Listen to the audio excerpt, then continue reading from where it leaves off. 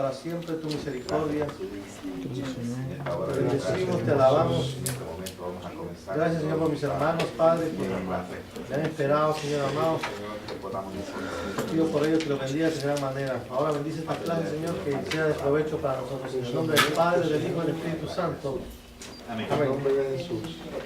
Hermanos, perdónenme, realmente me quedé bien dormido. Está perdonado, hermano. He estado muy agripado, ya no tengo los ojos. Entonces me he tomado una pastilla que tiene algo para que lo duerme a uno.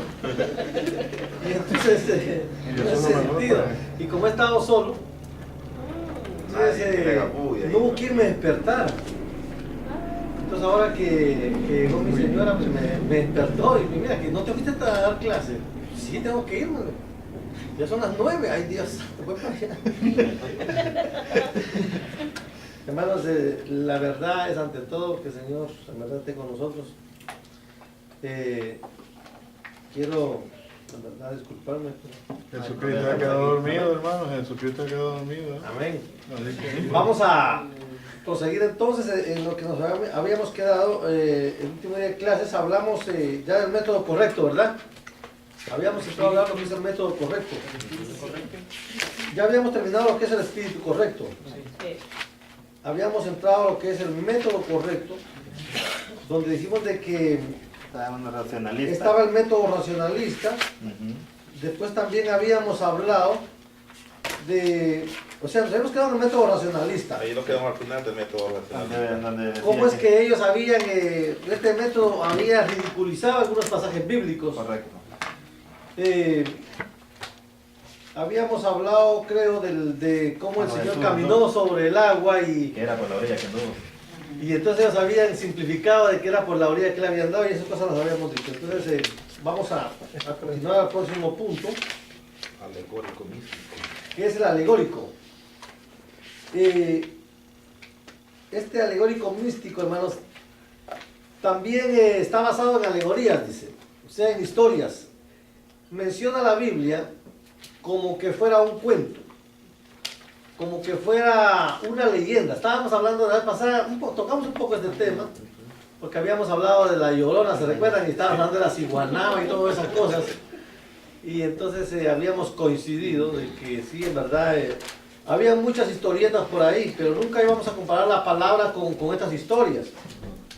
Habíamos dicho que místico, ¿qué significa? Oculto o espiritual. Entonces dice que este método fue inventado por los griegos antiguos que procuraban explicar por sí mismos sus mitos y sus leyendas. Entonces algunas sectas modernas usan este método. Dice es la misma que le dio origen entre los griegos antiguos a ayudar a desvanecer todo aquello que creen ser contradicción científica. Uno de estos casos, hermanos, es el de Daniel en el foso de los leones.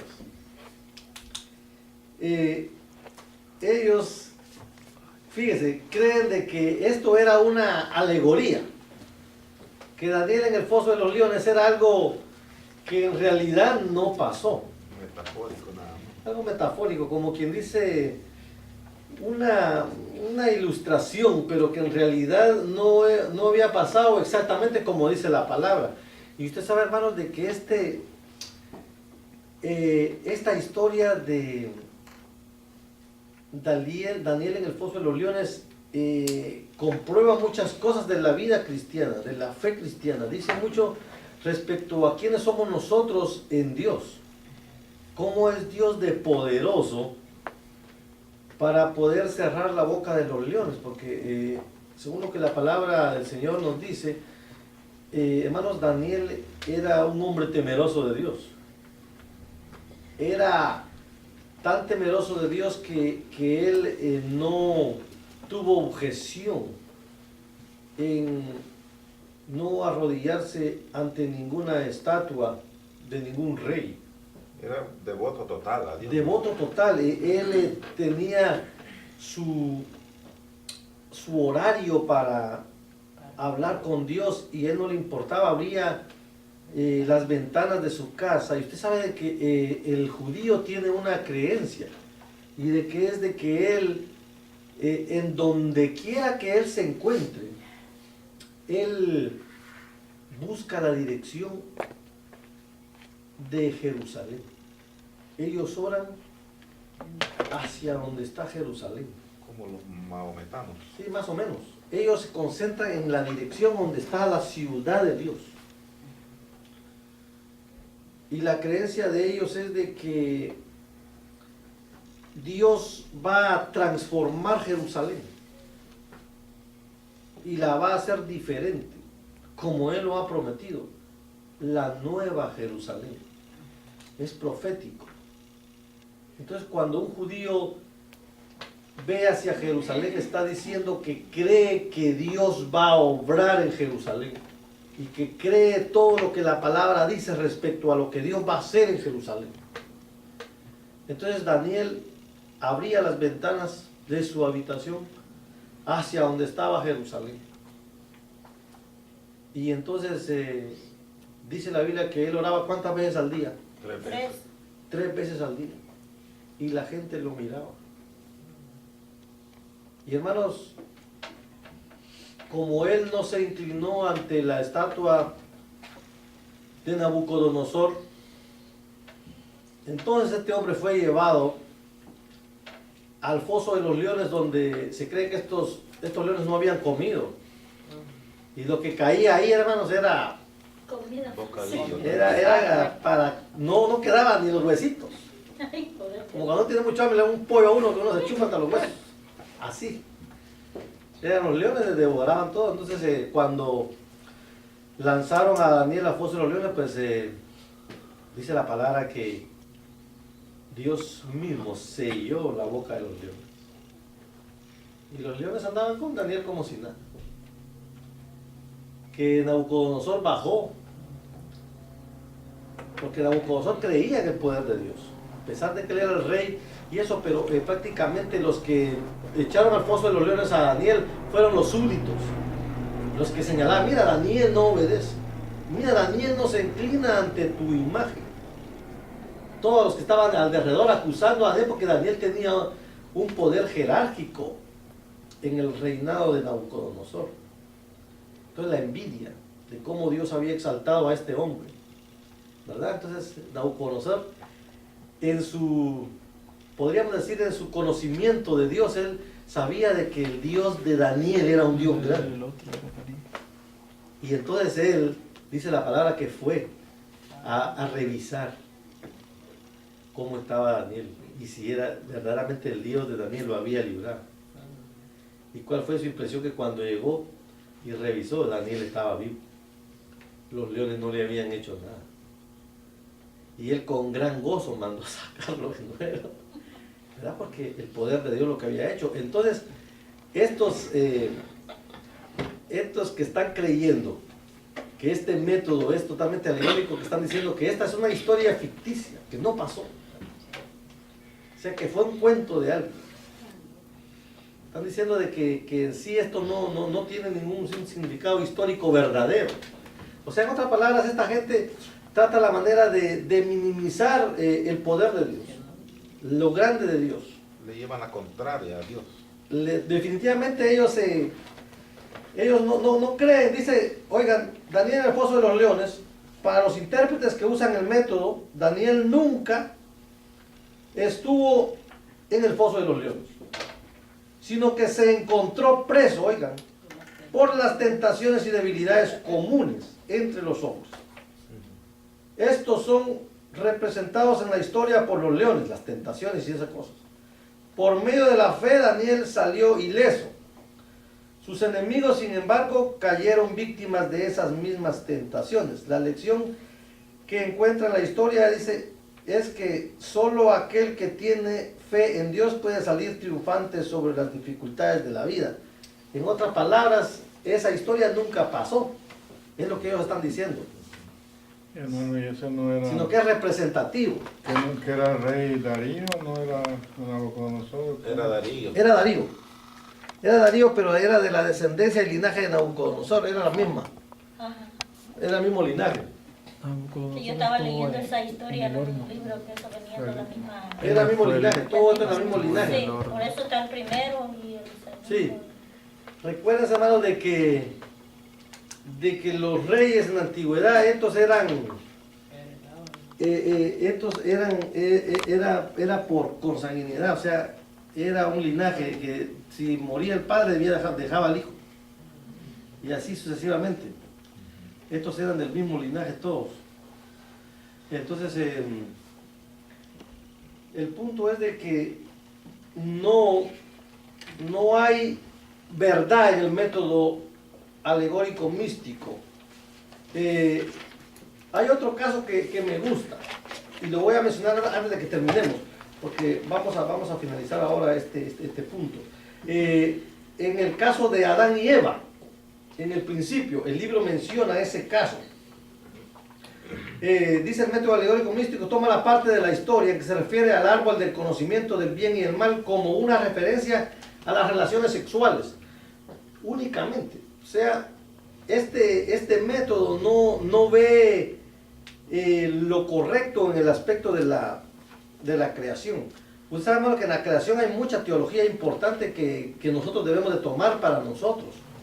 Como por ejemplo, hermanos, en la creación está el hecho de que el primer hombre pecó, y como el primer hombre pecó, por ahí mismo entró el pecado y la enfermedad. Entonces hubo necesidad que viniera el segundo Adán. ¿Quién es el segundo Adán? Jesucristo. Entonces el primer Adán es por medio del cual entró el pecado al mundo, pero por medio del segundo Adán es de que el pecado es eliminado por completo mediante la sangre derramada en la cruz del Calvario. ¿Están entendiendo? O sea, hay un simbolismo en la creación. Sin embargo, este método hace de que la creación resulte algo totalmente diferente y sin sentido, porque lo deja únicamente en el sexo.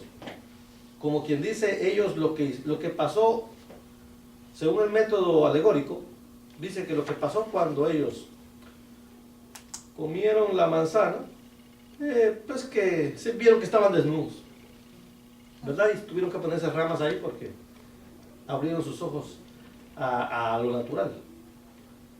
Entonces, y se queda en la parte sexual al punto de que muchos ven la manzana como el motivo del pecado. Es más, que hacen referencia a la manzana como la parte de la mujer, ¿no? Te comiste ya la manzana, ¿verdad? Como que dice, ya estuviste con ella. Entonces hacen referencia a la manzana como algo eminentemente sexual cuando realmente no es así. Entonces podríamos decir que el método alegórico es un método totalmente equivocado. El otro método es el dogmático. Su nombre se deriva de la palabra griega dogma, que significa enseñanza. Dice, se debe a que las doctrinas cristianas se han enseñado muchas veces en un espíritu rígido o dogmático. Sin embargo, el método dogmático no se considera equivocado por ningún espíritu dogmático, sino porque interpreta de acuerdo con los dogmas de algún grupo. Les voy a dar un ejemplo. De dogma, ¿no? Para que les quede claro. El dogma es la enseñanza de una iglesia, en especial la doctrina. El dogma es como la doctrina de un grupo que queda regido no por la palabra, sino por el dogma. Les voy a explicar esto. En el caso de la Iglesia Católica, es un ejemplo claro. La Iglesia Católica, lamentablemente tenemos que hablar de ella, pero es considerada en la palabra como la gran ramera, porque ella, hermanos, ha adulterado con la sangre de Jesucristo. Ella es fornicaria con la sangre de Jesucristo. ha negociado con la sangre de Jesucristo, al extremo que sus enseñanzas y sus credos, sus dogmas, están basados en cobrar dinero, por ejemplo, para sacar a un alma del purgatorio. ¿Está entendiendo?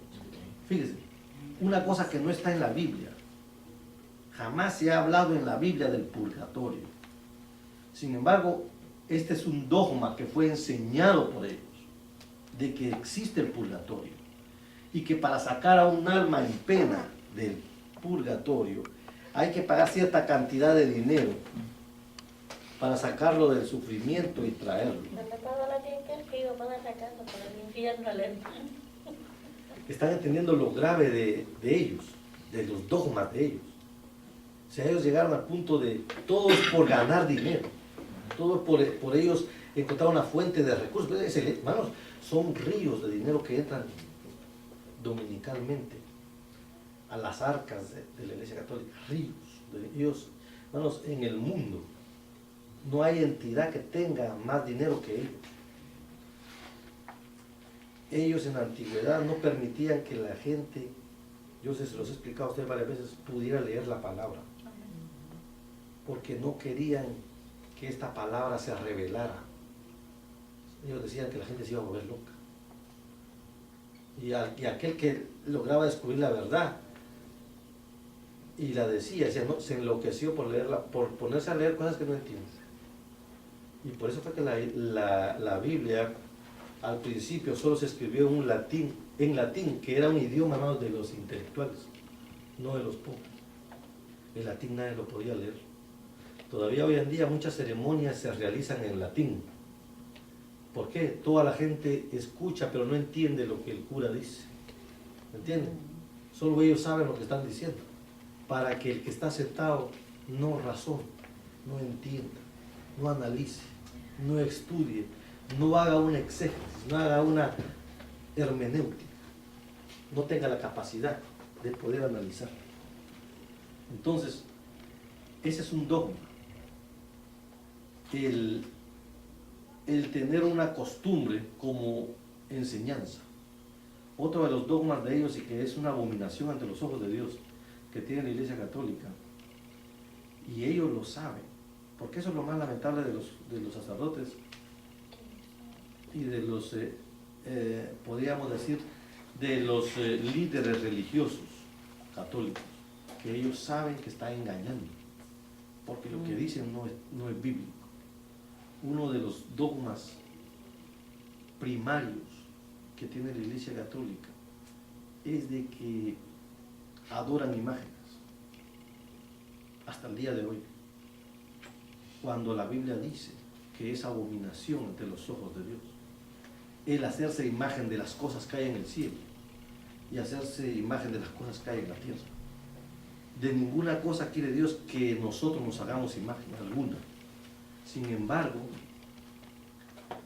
ellos utilizan esta enseñanza. Ese es un dogma. Ahora están entendiendo lo que es dogma. Es una enseñanza de ellos directa, no porque lo diga la Biblia, sino porque lo dice este grupo.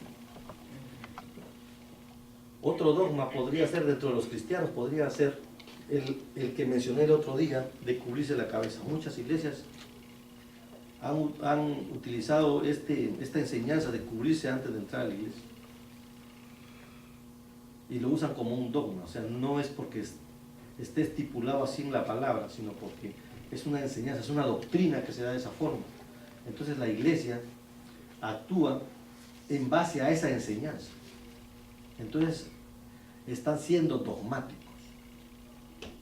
¿Ya están entendiendo esa parte? ¿Hay alguna duda? Hasta el momento. Yo le iba a decir algo. Sí, hermano, a mí sí. me están mandando cartas de la Iglesia Católica. Ajá. Y me están diciendo que, bueno, la semana pasada me llegó una que dice que les dé una como una colaboración y que ellos oran por mí y no sé cuántas cosas. Y yo no les hacía caso de hace rato, pero ya ahora me llegó con una monedita de 5 centavos. ¿Sí? La carta con una monedita y ¿cómo le dicen cuando le hacen un reconocimiento a los niños, Ronaldo o algo, que le ponen aquí con un transadorcito? como una medalla, pero no es medalla, es como de tela. Hasta con eso me llegó. Un prendedorcito. Ajá, eso, y hasta con eso me llegó y me dice que oran por mí y que no sé cuánto, que si les puedo ayudar con cierta cantidad de dinero. Entonces yo les regresé la carta y les mandé a decir que yo oraba por ellos y no necesitaba que me pagaran. Por supuesto. Porque ellos No, porque después tú, esa le misma mandan el carta, ellos sobre. quieren que tú envíes a otro y que también se envíe dinero. Entonces ellos le mandan el sobre y que no necesita estampilla y que le mandan todo eso a uno. Imagínense. Sí, muy peligroso meterse en eso. Lo que hay que hacer es deshacerse de esas cosas y no continuar con esa cadena. Es una cadena. Entonces dice, mencionando de nuevo a la Iglesia Católica, dice se usa este método oficialmente, o sea, el método dogmático es el que usa la Iglesia Católica oficialmente, aunque no se llama por este nombre. Dice, el intérprete dice debe tener siempre a la vista lo que la Iglesia determinó sobre la interpretación de los sagrados libros. Hay un personaje que menciona el libro, que dice se llama Macchi, el señor Macchi. Luis Max. Luis Max. Sí, este cita, dice, al Concilio de Trento sobre este asunto, que ninguno que se atreva a interpretar contra el sentido que le ha dado y de la Santa Madre Iglesia. Otra vez cita al Concilio del Vaticano. Dice, se debe tener por verdadero sentido a la Sagrada Escritura aquel que cree y enseña la Santa Madre Iglesia, a la que toca juzgar del verdadero sentido y de la interpretación de las Sagradas Escrituras. Este tipo lo que está diciendo, en otras palabras, es de que ninguna enseñanza y ninguna interpretación es verdadera si ésta no proviene de la Santa Madre Iglesia, Iglesia romana. de la Iglesia en Roma, de la Iglesia del Vaticano. O sea, que en otras palabras está prohibiendo que se le... Que cualquier que se le persona contradiga- interprete. Que se le contradiga a lo Sí. que él ha escrito. Que cualquier interpretación personal de cualquier persona o entidad fuera de lo que ellos creen está equivocada. O sea que en otras palabras ellos dicen, aquí no vale lo que dice la palabra, sino lo que vale es lo que interpreta la Santa Madre Iglesia. ¿Están entendiendo? O sea, es bien fuerte. Es Y bien allí fuerte no está porque enseñando un dogma o una enseñanza, sino está obligando, así como obligando a que no estén en contra de ellos, a que sí, vayan a favor. ellos no quieren que nadie lea la palabra en otras palabras, Sí. sino que solo ellos pueden leerla y solo ellos pueden interpretarla. Correcto. Porque tú vienes, tú la interpretas y no. Si tú no crees y no interpretas como dice la Santa Iglesia, tú estás mal. Igual. O sea, ese es un método dogmático equivocado totalmente. Dice, en una palabra, este método consiste en aceptar lo que la Iglesia de uno haya declarado sobre alguna doctrina. No es, sin embargo, solamente el católico romano el que usa este método. La gran mayoría de los creyentes, oigan, evangélicos, comúnmente interpretan ciertos pasajes bíblicos de acuerdo con la enseñanza de sus propias iglesias, solo porque son enseñanzas oficiales, oigan, o porque son la enseñanza más aceptada. Pero de esta manera pueden llegar a ser fanáticos, oiga, porque quieren interpretar sin saber ni aplicar las reglas ¿de qué? De la hermenéutica. Dicen, no es la intención de este escritor usar la Iglesia Católica Romana como chivo expiatorio. Sin embargo, algunas doctrinas de aquella iglesia ilustran los errores, es lo que le estaba diciendo yo, que hablamos. Uno de los, o sea, de estos, como ejemplo, ¿no? Uno de los mejor conocidos es la manera de tratar el texto de Mateo 16, 18, el 19. ¿Quién quiere leerlo? Para que lo interpretemos un momentito, nada más, solo para que veamos otro de los grandes errores de ellos. Sacar ustedes. Voy a sacar la mía. Mateo 16, 18 al 19. Amén. ¿De qué dice? Dice, y yo también te digo que tú eres Pedro, y sobre esta roca edificaré mi iglesia, y las puertas del Hades no Del Hades. del Hades no prevalecerán contra ella. Oiga lo que dice. Y a ti te daré las llaves del reino de los cielos, Sí. y todo lo que atares en la tierra será atado en los cielos, y todo lo que desatares en la tierra será desatado en los cielos. Sí, oiga, entonces al principio de la porción dice, léela otra vez. Y yo también te digo que tú eres Pedro, y Ay, ay, ay, ay. y sobre esta roca Edificaré edificaré mi iglesia. Como quien dice que Pedro es la cabeza del ángulo. Como quien dice que Pedro es el principal El líder, ¿no? Es- en la piedra sobre el cual está fundada la iglesia. Y no. La interpretación que están haciendo a ellos de ese versículo es totalmente errada. Porque lo que está diciendo es de que en realidad Pedro es un líder, pero la piedra, ¿quién es la piedra? Siempre la Biblia ha tratado que Cristo Es la roca. es la roca. Amén. Cristo es la piedra sobre la cual se fundó la iglesia. ¿Por quién fue el que murió? Cristo.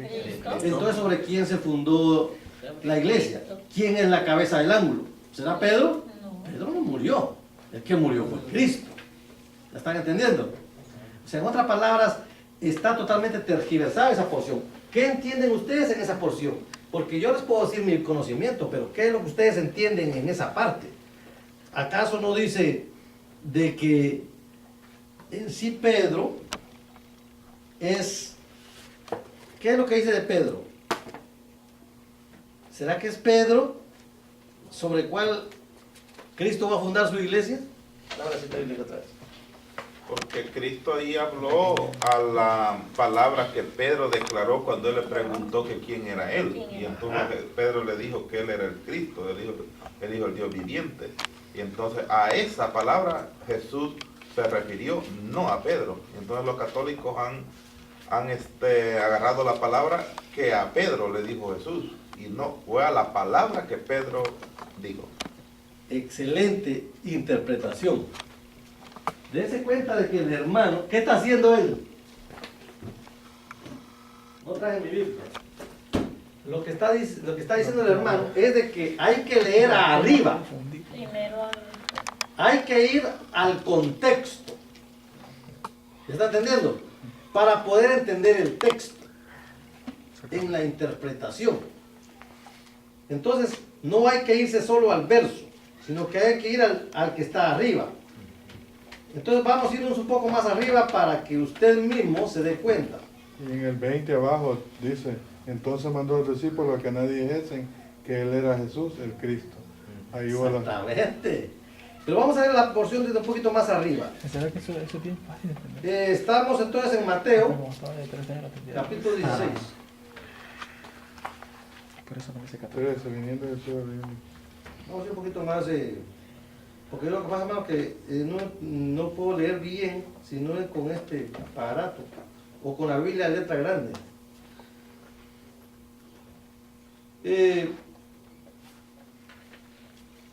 Entonces estábamos en la porción bíblica. Entonces, mire con el la confesión de Pedro. Mateo 16, 18. Pero vamos a en el 15, bueno, Mateo ustedes dicen que 26. soy yo. No, Mateo 16, 16. 13, ¿no? 16. Del 13 Empecemos a leer desde el 13. Desde el 15. que ya es la confesión de Dice Pedro. la confesión de Pedro. Viniendo Jesús a la región de Cesarea de Filipo, preguntó a sus discípulos diciendo, ¿quién dicen los hombres que es el Hijo del Hombre? Ellos dijeron, unos Juan el Bautista, otros Elías y otros Jeremías o alguno de los profetas. Y él les dijo, ¿y vosotros quién decís que soy yo? Y aquí está la respuesta de Pedro. Respondiendo Simón Pedro, dijo, tú eres el Cristo, el Hijo del Dios viviente. Esto lo dijo Pedro. Entonces le respondió Jesús, bienaventurado eres Simón, hijo de Jonás, porque no te lo reveló carne ni sangre, sino mi Padre que está en los cielos. Y yo también te digo que tú eres Pedro, y sobre esta roca edificaré mi iglesia, pero no sobre Pedro. Amén. ¿Entiende? sino sobre lo que se había hablado antes, que había sido Dios revelándole a Pedro. Fue a la revelación de Pedro que él había dicho de que Jesucristo era el Hijo de Dios. ¿Ya están entendiendo? Sí. O sea que la iglesia estaba fundada, según lo que Jesús estaba diciendo, no sobre Pedro, sino sobre la revelación que tuvo Pedro de que fue Jesucristo enviado por Dios. ¿Ya están entendiendo? Amén. Entonces, dice, y sobre esta roca edificaré mi iglesia, sobre Cristo, y las puertas del Hades no prevalecerán contra ella. ¿Contra quién? Contra la iglesia de Dios. La iglesia que estaba naciendo en Cristo. En la historia de la iglesia cristiana, ahí se aprecia y se dice que la iglesia, hermanos, por primera vez fue iglesia en el momento en que Jesucristo asciende al cielo. Es la primera vez en que están reunidos todos los judíos y la primera vez que Jesucristo les da un mandamiento. Les dice, me voy, pero voy a regresar. Pero les prometo a ustedes de que voy a enviar un consolador. Les voy a enviar al Espíritu Santo. Amén, para que ustedes puedan predicar. Entonces nos dio el mandato de ir y predicar el Evangelio a toda criatura. El que creyere y fuera bautizado será salvo, mas el que no creyere será condenado. Pero Él es el fundador de la iglesia. Ahí fue donde nació la iglesia. Entonces con ese grupo, o sea, ese grupo nació de Jesucristo. Entonces ellos tergiversan esa porción, ¿no? Y hacen ver como que fuera de Pedro. Ahora, Y en el 19, hermano. El 19, y a ti te daré las llaves del reino de los cielos. ¿A quién? ¿Ah? Le dijo, eso le estaba diciendo No es a Pedro. No, eso le está diciendo a la iglesia. Y a ti daré las llaves del reino de los cielos. Y todo lo que atares en la tierra será atado en los cielos. Y todo lo que desatares en la tierra será desatado en los cielos. Esto es para la iglesia. Para la iglesia.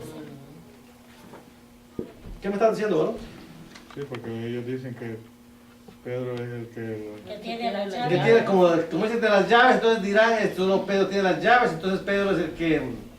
Cuando va a entrar al cielo, él es el que entra, lo deja entrar y el que no. Ellos creen que Pedro fue el primer papa. Por eso que dicen que es el primer papa. Eso es lo que ellos- Pero en ninguna parte de la Biblia dice que Pedro fue el primer papa. Y fíjense que estudiando la iglesia cristiana, el primer papa surgió muchos años después, Sí. casi 200 años después de que había muerto Pedro.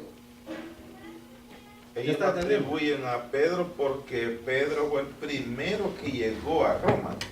Entonces, pero si ellos siguieran las enseñanzas de Pedro, no tergiversarían la la palabra. palabra, siguieran la misma línea de Pedro. Porque Pedro hizo cosas muy importantes. Por ejemplo, cuando vino el bautismo en el Espíritu Santo, fue Pedro el primero que predicó después de haber recibido el Espíritu Santo y haber hablado en lenguas. Cuando fueron las lenguas dadas, dice como lenguas de fuego. Y nunca él se atribuyó nada a él. Jamás. Entonces él nunca se portó como que dice, como un papa, ¿verdad? Porque el papa entonces no tiene nada que ver en este asunto. Entonces aquí vemos una tergiversación clara de la palabra. Entonces el método correcto se llama el método gramático histórico, el que nosotros usamos. Siempre requiere que el individuo interprete de acuerdo con las características del idioma, especialmente de aquel idioma en que la Biblia fue escrita, así como aquel que fue traducida. Considera que la Biblia fue escrita como historia fidedigna. En otras palabras, hermanos, la Biblia fue una historia real, algo que pasó verdaderamente, cosas que en realidad ocurrieron y que de una u otra manera fueron narradas por hombres, pero hombres bajo la inspiración de Dios. Yo les voy a contar en la próxima clase cómo es de que se formó el canon sagrado y cómo era que los libros, algunos no fueron admitidos y otros sí fueron admitidos, y cómo es, hermanos, de que durante la época del silencio, porque ustedes saben de que hubo un gran silencio entre el Antiguo y Nuevo Testamento, 430 años de silencio. Cuando hubo ese silencio de Dios, en esos 430 años, hermanos, se escribieron aproximadamente 200 a 300 libros apócrifos. Como Dios no escribió, la gente se puso a escribir. ¿Ya están entendiendo? Libros que no tenían nada que ver con la inspiración divina. Yo les voy a dar esa clase en el próximo día. Nos vamos ya porque ya nos están reclamando allá. Están corriendo ya. Que el Señor les bendiga grandemente y Amén. continuamos el próximo miércoles en el nombre del Señor. Amén. Dios les bendiga. Amén.